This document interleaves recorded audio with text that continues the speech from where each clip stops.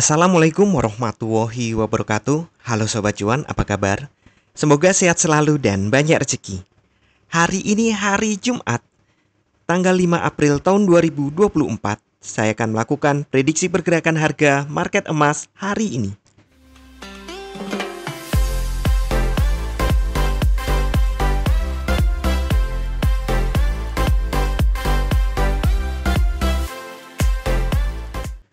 Kemarin market turun. Iya, akhirnya ada candle merah.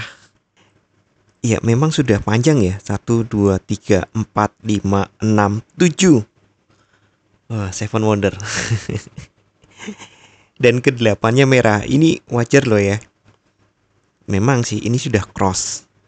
Tapi sorry untuk seller, jangan terlalu senang dulu. Karena belum ada konfirmasi untuk penurunan. Tunggu hari ini baru mungkin terkonfirmasi. Ya, ini bentuknya tipis ya ini candlenya, tapi sayangnya ini upper sama lowernya kurang panjang. Jadi ini nggak bisa dibilang spinning top, ini candle normal. Nah, kita lanjut ke 4 jam. Nah, ini candle 4 jamnya dimulai di sini ya. Kemarin saya sampaikan kemungkinan turun kemudian naik. Ya bener sih turun naik, tapi berakhirnya turun ternyata. Nah, kita cek lagi nih. Untuk 4 jam ini oversold dulu ya. Jadi ada peluang untuk naik di candle 4 jam. Kemudian geser ke 1 jam. Posisinya netral. Nah, kita cari dulu ini. Kita cari dulu zona-zona yang harus diperhatikan. Sepertinya belum banyak berubah. Untuk zona yang harus diperhatikan, saya lebih suka dengan 4 jam. Karena ya kalau 1 jam masih tipis ya. Artinya di 1 jam itu nanti akan ada gerakan baru lagi, itu cepat gitu loh. Jadi rata-rata teman-teman saya lihat viewernya itu sore baru lihat. Memang banyak juga yang pagi, tapi mulai ramenya itu sore. Jadi di sesi Eropa kira-kira seperti itu. Tapi sebenarnya saya sangat menghargai yang dari pagi sudah open, yang dari pagi sudah melihat ya. Jadi ini ada overview saya lengkap. Kita lihat di sini zonanya belum banyak berubah. Hati-hatinya masih di angka yang kemarin. Mohon maaf sudah saya hapusi karena ada diskusi dengan beberapa teman, dianggap mengganggu. Buat coret-coretan akhirnya ya sudah saya hapus semua. Nah, sekali lagi ini masih jadi zona pantau. Deket ya hari ini ya. Zona pantau di sini antara 88 sampai 71. Angka 88 kayaknya penting banget ya. Angkanya juga cakep sih, 88. Angka sakti. Kemudian di bawahnya juga ada lagi. Di sini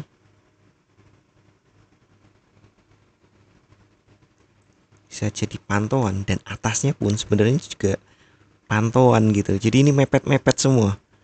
Kalau atas benar-benar krusial di sini. Kalau dia bisa tembus dan bertahan di atas ini, ya kemungkinan lanjut naik itu.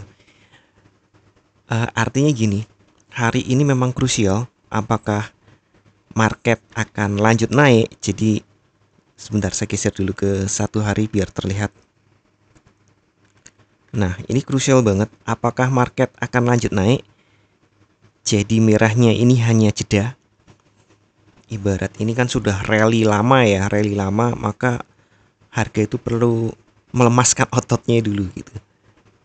Nah, ini krusial. Apakah lanjut turun ataukah naik lagi? Ya walaupun saya pikir cenderungnya sideways nanti, seperti di sini. Jadi naik. Ini sama nggak ya? 1, 2, 3, 4, 5, 6, 7, 8, 9. Oh, ini lebih panjang. 9 hari baru merah, kemudian sideways. Di sini baru 7 hari. 1, 2, 3, 4, 5, 6, 7. Kemudian merah. Ada peluang turun maupun sideways. Naik pun ada, cuma saya masih ragu untuk lanjut naik. Mungkin sideways dulu. Kalau dilihat opennya, selisih opennya ini, open hari ini di bawah open kemarin. Artinya nih, kemungkinan dia akan mengejar low before. Low before-nya di sini ya, di 80. Saya tandai saja.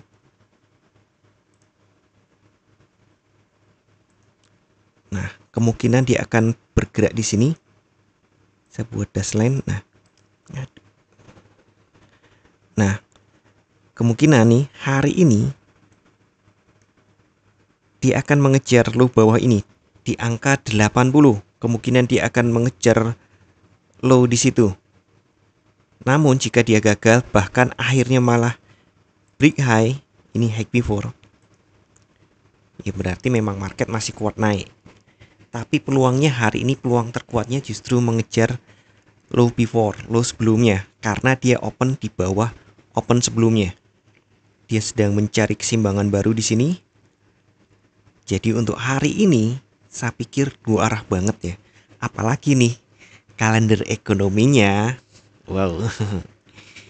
Kita baca semua dulu. Untuk hari ini jam 19.30 semuanya ya.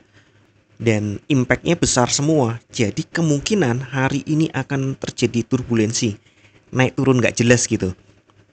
Kenapa? Karena mungkin ada ketidaksepahaman antara para trader tentang pengaruh dari kalender ekonomi itu. Kita mulai ya, jam 19.30 ada undersick unemployment rate. Ini adalah jumlah pegawai yang seharinya kurang dari 6 jam. Ya kalau pegawai yang kurang dari 6 jam sehari itu kan artinya ya kalau di Indonesia tidak termasuk pegawai tetap ya. Jadi tidak dapat UMK atau UMR gitu. Diperkirakan jumlahnya tetap di 7,3%. Beberapa ekonom menganggap bahwa ini sebenarnya pengangguran terselubung. Artinya sebenarnya mereka pengangguran, tidak ada pekerjaan tetap atau semacam itu. Kerja hanya part time, kerja hanya duit untuk sekedar makan dan bayar kos macam itu. Bahkan mungkin kurang, masih ada subsidi dari orang tua. Kemudian untuk non-farm payroll private, non-farm payroll sektor swasta diperkirakan turun. Waduh, ini buruk untuk ekonomi. Biasanya baik untuk emas. Dari 223 menjadi 160. Kemudian unemployment rate, nah ini yang benar-benar pengangguran, diperkirakan tetap 3,9%. Nah, berarti ya netral ya di sini. Kemudian non-farm payroll diperkirakan turun juga dari 275.000 menjadi 200.000. Nah, ini kayaknya buruk untuk ekonomi, biasanya baik untuk emas. Tapi ini, ya mohon maaf ya, kadang-kadang angka ini berubah menjelang open. Ya saya bahkan nggak tahu ini harus saya mohon maaf atau enggak karena ini bukan salah saya, tapi pernah saya loh, Mas, yang sampean bilang sama yang di data di sini kok beda. Oh iya beda aja, mungkin mereka melakukan revisi. Ya kadang-kadang seperti itu sih.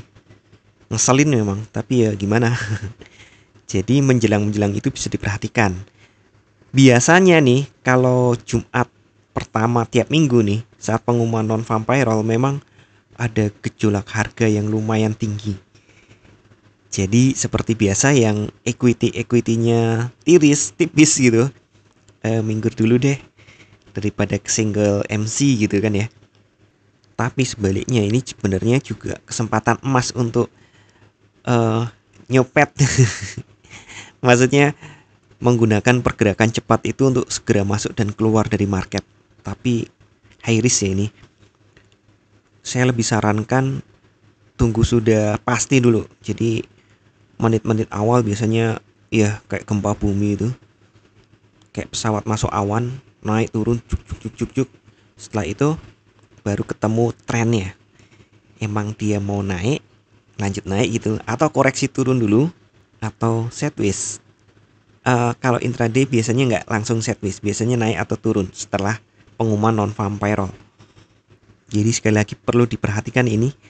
Anda bisa profit besar tapi juga bisa rungkat, tergantung keputusan Anda nanti sesuai atau tidak dengan maunya market maker. Saran saya nih ketika pada kondisi seperti ini, gunakan time frame yang kecil. Kalau perlu 5 menit nggak apa-apa. Karena kalau time frame besar kita cuma bisa ngelihat harga lompat-lompat saja, tidak, polanya itu tidak terlihat gitu.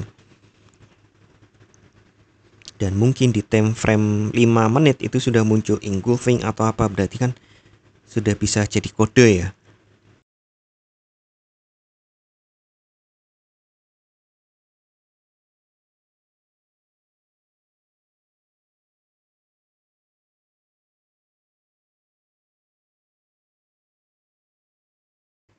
Jadi seperti biasa saya ingatkan kembali, bijaklah dalam bertransaksi, atur volume transaksi Anda agar sesuai dengan kekuatan dana Anda, dan siapkan money management agar jika ternyata harga bergerak tidak sesuai dengan prediksi atau posisi terbuka Anda, maka Anda bisa segera melakukan antisipasi secara cepat dan tepat.